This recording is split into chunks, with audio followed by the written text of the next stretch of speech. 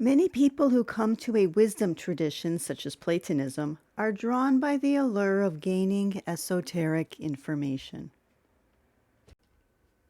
They hope to find in the pages of Plato's dialogues the secrets of what the nature of reality really is. But this is not what it means to be a knower. What Platonists are actually doing is a process of tearing down what is false, rather than inserting information that wasn't there before. Hi, my name is Mindy Mandell. In this video, I will talk about the role of interpretation in our philosophical journey to know thyself.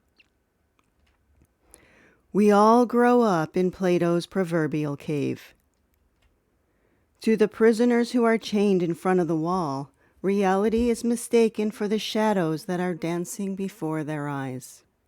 This is analogous to the conventional view that this physical world is all that exists. It is what we are. This is the atheistic view, the view of materialists. In the dialogue Theaetetus, Plato called these people the uninitiated.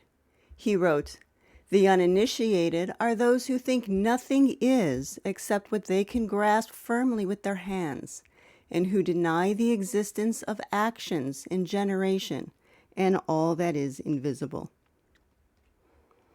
Most of us got our first taste of spirituality in the form of our family's religion.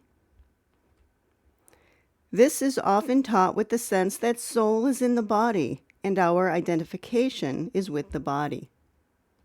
Therefore, when the body dies, we are gone. Spirituality then takes on the form of feeling small and helpless and at the mercy of an all-powerful deity. And so we pray for wealth or health or friendship. Our focus is still very much on our physical existence.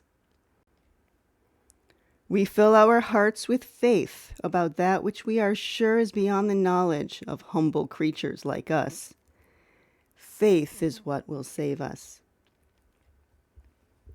In Plato's allegory, some of the prisoners do free themselves of their chains. They look around the cave. They understand that the physical world is not ultimate reality. Yet still, interpretation is strong. We still identify with the body, even though we understand in theory that it is not who or what we are. Perhaps we've learned that we are essentially soul, and the body is a vessel that carries us in this lifetime. When the current body wears out, we reincarnate into a new one. Many interpret this to mean that the spiritual life is one in which we pray to higher powers so as to manifest wealth and comfort in our human lives. Others begin the long, arduous journey out of the cave. Our studies of metaphysics are to help us understand reality without interpretation. A tenet of Plato's teachings is that we already know reality. He wrote in the dialogue Meno, "Seeing then that the soul is immortal and has been born many times, and has beheld all things both in this world and in the nether realms, it is no wonder that she should be able to recollect all that she knew before about virtue and other things." It would seem then that research and learning are wholly recollection. The kind of research and learning, of course, that we call philosophy. The catch-22, though, is that we must remove interpretation from our souls in order to understand without interpretation these teachings on reality itself, on what reality actually is without interpretation. To the degree that we still hold false beliefs about the nature of reality, to that degree we will interpret anything we read or hear from the great sages. If we come to Plato's dialogues with the assumption that what we are is tied to this physical body, that will affect our interpretation of what we are reading. On the other hand, if our notion of what we are is something intangible and eternal, separate from the body, then the same dialogues read differently. We get further insights, and our insights continue as we continue to purify our understanding of what we are. Therefore, our philosophical life in all of its forms is one of tearing down layers of interpretation. Our studies and discussions about metaphysics, our meditations, and any other theurgic practices. It happens gradually. Even after many years, we find that interpretation still hinders us. In the cave, we set our sights on the light shining in through the mouth of the cave. We follow the maxim of the Delphic oracle, who challenges us to know thyself. Surely, whatever it is we find in the upper world, it must be the self, the one self. You've undoubtedly heard that the body you identify with is a fiction. You don't exist, not as an individual. All is one. Our world of multiplicity is an image of sorts, not ultimate reality. The 6th century Platonic philosopher Damascus wrote, "Differentiation is what obscures that which is differentiated from the one, because of the very nature of differentiation." Your actions, thoughts, and feelings are not real, at least not in the way you think they are. They are not who you are. Your fears, your dreams, your insecurities, and your expectations are all a conglomeration of taught belief, that level of interpretation that I talked about in my previous video. And I will link this video at the end for anyone who's interested. We find that this mundane level of interpretation is crucial to address, and it is indelibly tied to interpretations about the nature of reality. But why is this so? We hear those teachings from those out of the cave, and we try to imagine having such a state of mind. The problem is, the person who is still in the cave is going to imagine that interpretation-free state of mind through, you got it, interpretation. All of the realms of reality are states of mind. Before you are in a higher state of mind, you cannot fully imagine reality from that state of mind. What does it mean that all is one? What does it mean that all is good? And actually, even out of the cave, there are levels of growth. Here's how Plato described his ex-prisoner first emerging out of the cave into the sunlight. There would be need of habituation to the brightness of the world outside the cave to enable him to see the things higher up. At first, he would most easily discern the shadows, and after that, the likenesses or reflections in water of men and other things, and later, the things themselves.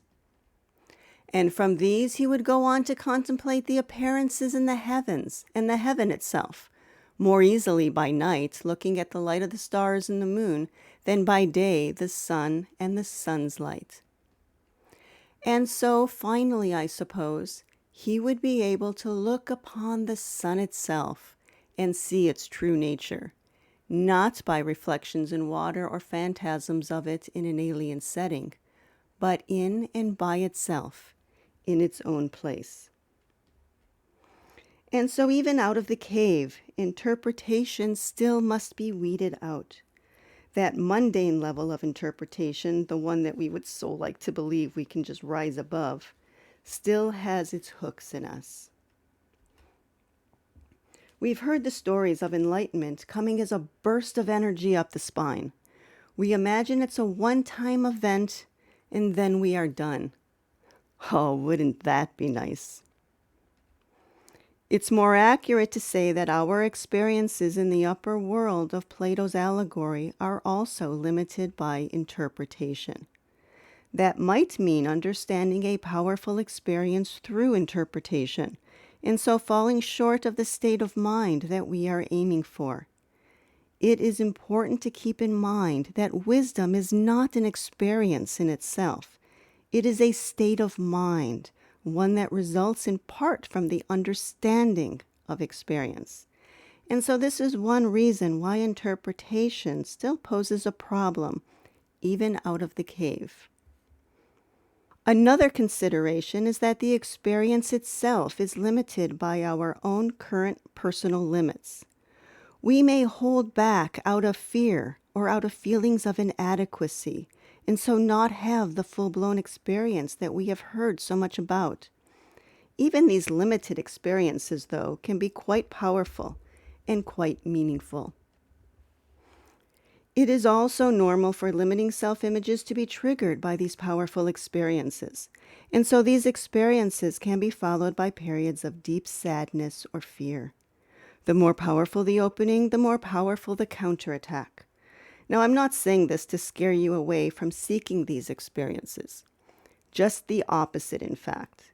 These feelings, uncomfortable as they are nothing more than further layers of interpretation that are draining out of us. We must recognize what they are and work through them, same as we did back in the cave. Otherwise, those energies will settle back down and we will, to some degree, fall back into old patterns. Having an experience is not the same as being wise.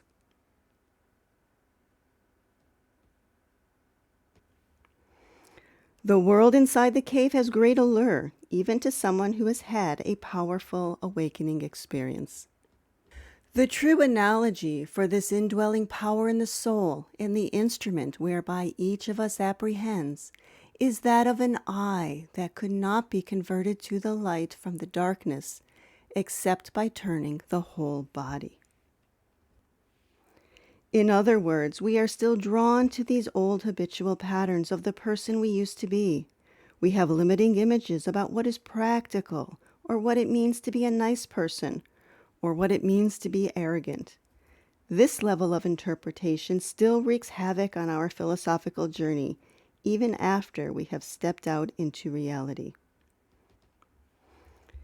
This journey, though, absolutely is one worth taking.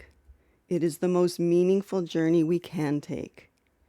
When we are attentive to all the levels of interpretation in our lives, both the mundane and the profound, we come to understand who we are on all the levels that we exist.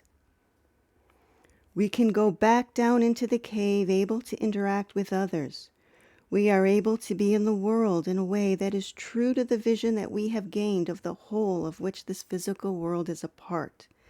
And we can also reconcile the emotions that we experience as human beings with the divine essence that is beyond individuality that we know to be what we truly are. And this ultimately is what it means to know thyself. Wisdom is a state of mind. It is the state of mind of one who knows thyself and who sees the world and acts in the world from that clarity.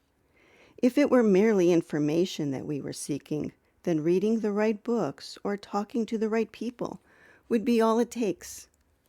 In some ways, wisdom is the hardest thing to gain, but it is also the easiest.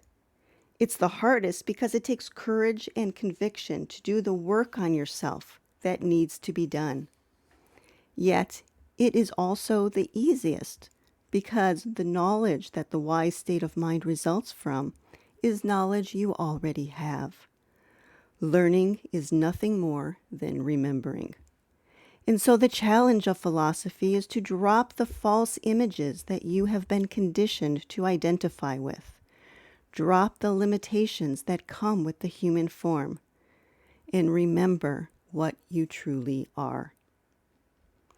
Here are some other videos on the channel that you might find helpful. And as always, I do love when you share your thoughts with me in the comments section. Oh yeah, and hit that like button.